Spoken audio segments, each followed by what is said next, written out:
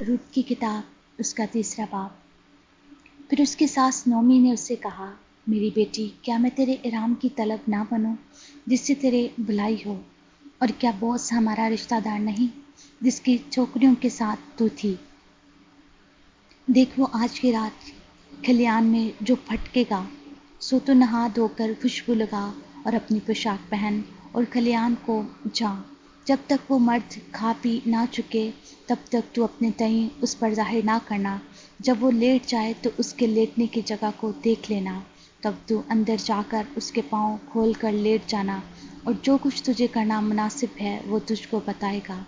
सो उसने अपनी सास से कहा, जो कुछ तू मुझसे कहती है वो सब मैं करूँगी। सो वो खलियान को गई और जो कुछ उसकी सास ने हुक्म दिया था वो सब किया। जब वो खा पी चुका और उसका दिल खुश हुआ तो वो गला के डेर के एक की तरफ जाकर लेट गया। तब वो चुपके चुपके आई और उसके पाँव खोल कर लेट गई। और आधी रात को ऐसा हुआ कि वो मर्द डर गया और उसने करवट ली और देखा कि एक औरत उसके पाँव के पास पड़ी है। तब उसने पूछा, तू कौन है? उसने कहा, मैं तेरी लौंडी रुत हूँ। सो तू अपनी लौंडी पर अपना दामन फैला दे क्योंकि तू नज़दीक का करापीती है। उसने कहा, तू खुदावंद की तरफ से मुबारक हो ऐ मेरी बेटी, क्योंकि तूने शुरू की निस्बत आखिर में ज़्यादा मेहरबानी कर दिखाई, इसलिए कि तूने जवानों को ख्वाह अमीर हो या गरीब पीछा ना किया। अब आए मेरी बेटी, मत डर, मैं सब कुछ जो तू कहती है तुझसे करूँगा, क्योंकि मेरी कौम का तमाम शहर जानता है कि तू पाक दामन औरत है। और ये सच है कि मैं नज़दीक का कराबीती हूँ, लेकिन एक और भी है जो करबत में मुझसे ज़्यादा नज़दीक है। इस रात तू ठहरी रह और सुबह को अगर वो कराबत का हक अदा करना चाहे तो खैर, वो कराबत का हक अदा करे, और अगर वो तेरे साथ कराबत का हक अदा करना ना चाहे तो वो जिंदा खुदा की कसम है, मैं तेरे साथ कराबत का हक अदा करूँगा।